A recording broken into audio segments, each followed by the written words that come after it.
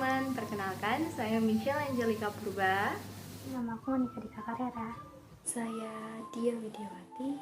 Saya Laili Nurhalidah. Saya Nurul Dewi Anggraeni. Saya Laila Kansa Nabilah. Saya Isan Foroji. Saya lulusan Fariska. Saya Anggit Rizika. Kami dari kelompok B Calon Forum Gizi Masyarakat 2021.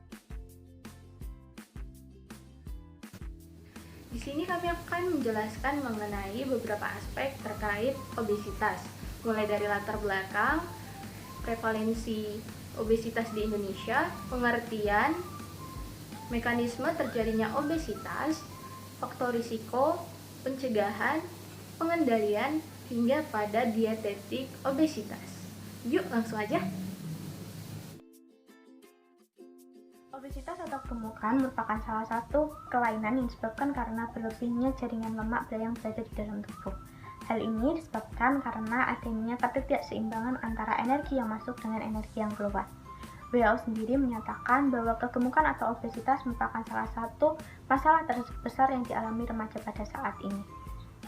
Faktor-faktor yang menyebabkan obesitas atau gemukan yang pertama adalah lingkungan, dan yang kedua ada pola makan, dan yang ketiga ada perilaku makan yang kurang baik pada masyarakat.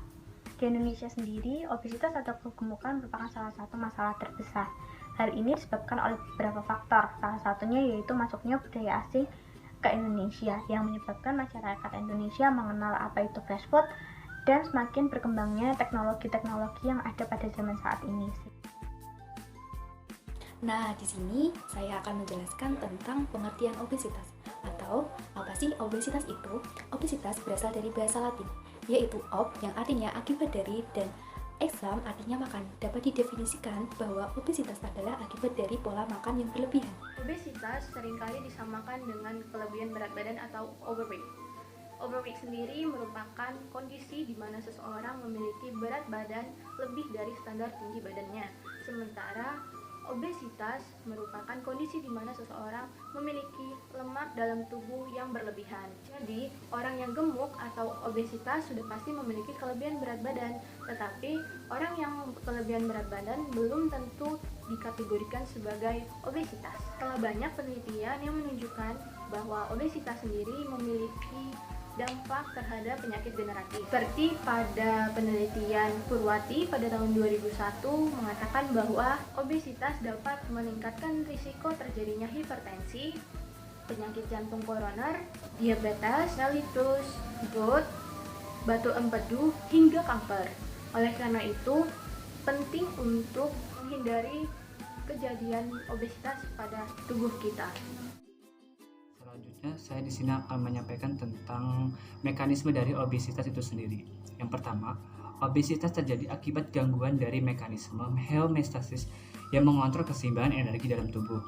Kemudian, jaringan lemak merupakan tempat penyimpanan energi yang paling besar, menyimpan energi dalam trigliserida melalui proses lipogenesis yang terjadi sebagai respon terhadap kelebihan energi dan memobilisasi energi melalui proses lipolisis sebagai respon terhadap kekurangan energi.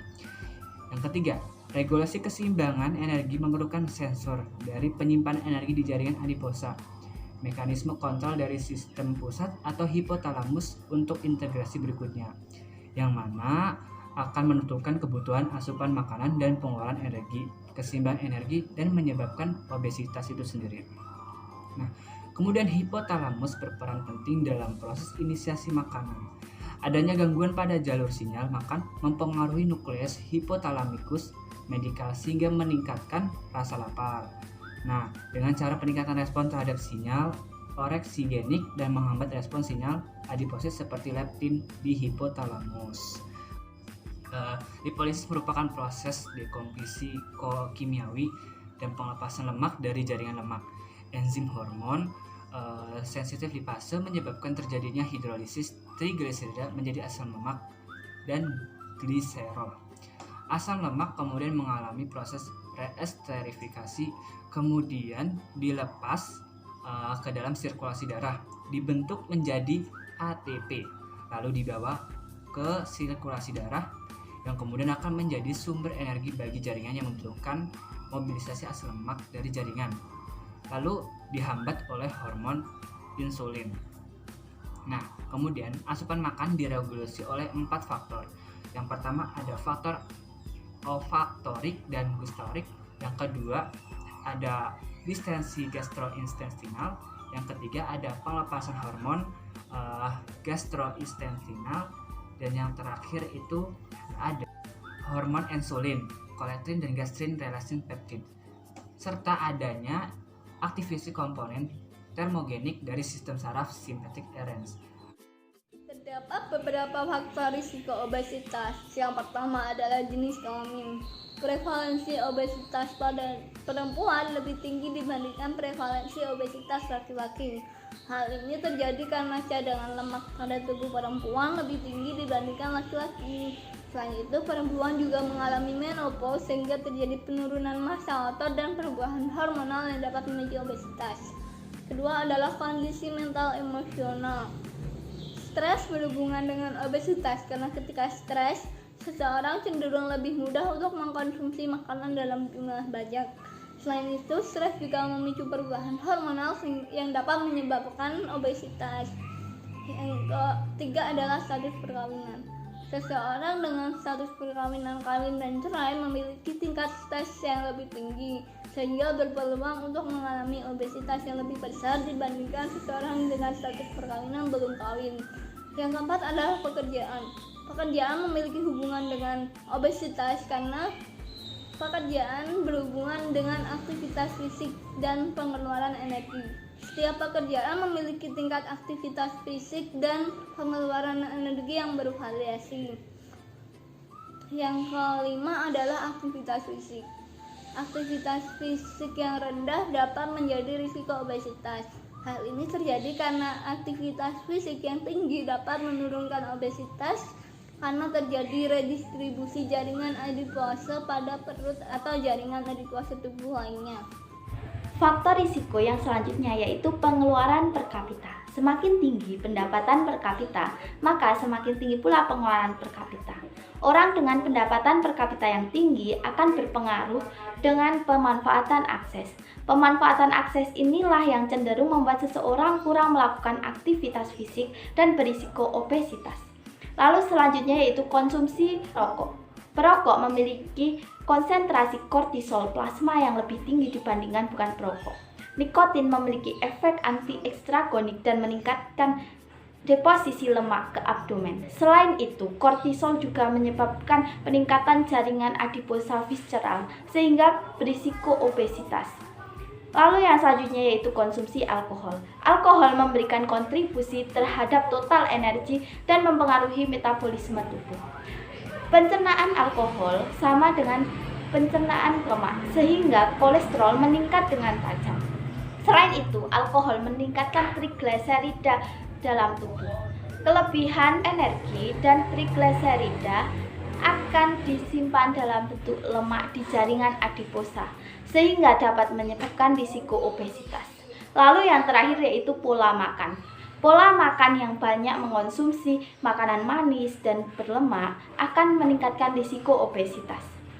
Mengonsumsi makanan manis dan berlemak akan meningkatkan lemak dalam tubuh dan meningkatkan densitas energi dan memberikan efek lezat terhadap makanan manis dan lemahnya kenyang.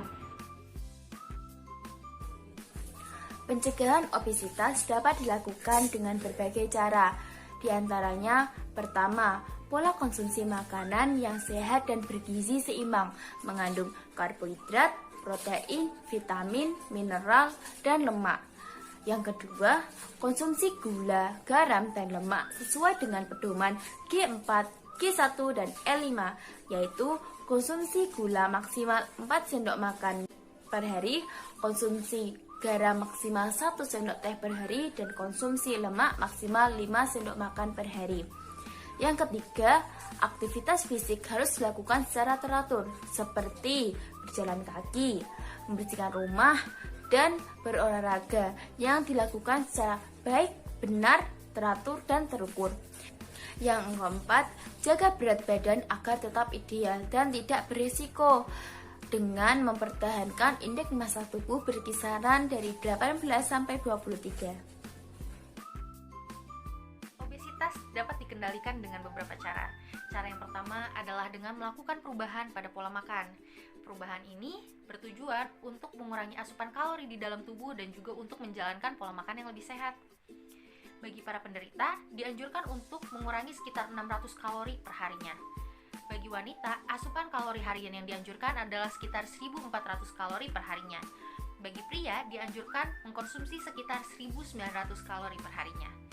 Nah, perubahan ini dapat dilakukan dengan cara mengganti makanan yang mengandung kalori tinggi dengan makanan yang mengandung kalori yang lebih rendah dan juga tinggi serat, contohnya seperti buah dan juga sayur. Selain itu juga dianjurkan untuk tidak mengkonsumsi makanan yang mengandung garam yang tinggi ataupun mengandung gula yang tinggi. Terlebih lagi, makanan atau minuman yang mengandung pemanis buatan. Cara yang kedua adalah dengan melakukan peningkatan aktivitas fisik. Peningkatan aktivitas fisik ini bertujuan untuk membakar energi yang terdapat di dalam tubuh. Nah, peningkatan aktivitas fisik ini dapat dilakukan dengan cara berolahraga secara teratur selama 150 menit per minggunya. Hal ini bertujuan untuk mempertahankan berat badan dan juga mencegah berat badan naik lagi. Apabila ingin menurunkan berat badan secara signifikan dan juga aman, dianjurkan untuk berolahraga sekitar 300 menit selama seminggu. Nah, tetapi penurunan berat badan ini harus dilakukan secara bertahap, harus disesuaikan dengan kondisi fisik masing-masingnya. Nah, olahraga yang dianjurkan diantaranya seperti jalan cepat, jogging, berlari, bersepeda, ataupun berenang. Nah, selain olahraga-olahraga ini, terdapat beberapa cara juga untuk meningkatkan aktivitas. Di antaranya seperti apabila ingin bepergian ke tempat yang tidak terlalu jauh, dianjurkan untuk lebih memilih jalan kaki dibandingkan dengan naik kendaraan. Cara yang ketiga adalah dengan melakukan perubahan perilaku. Nah, perubahan perilaku ini dapat dibantu dengan mengikuti psikoterapi ataupun grup support.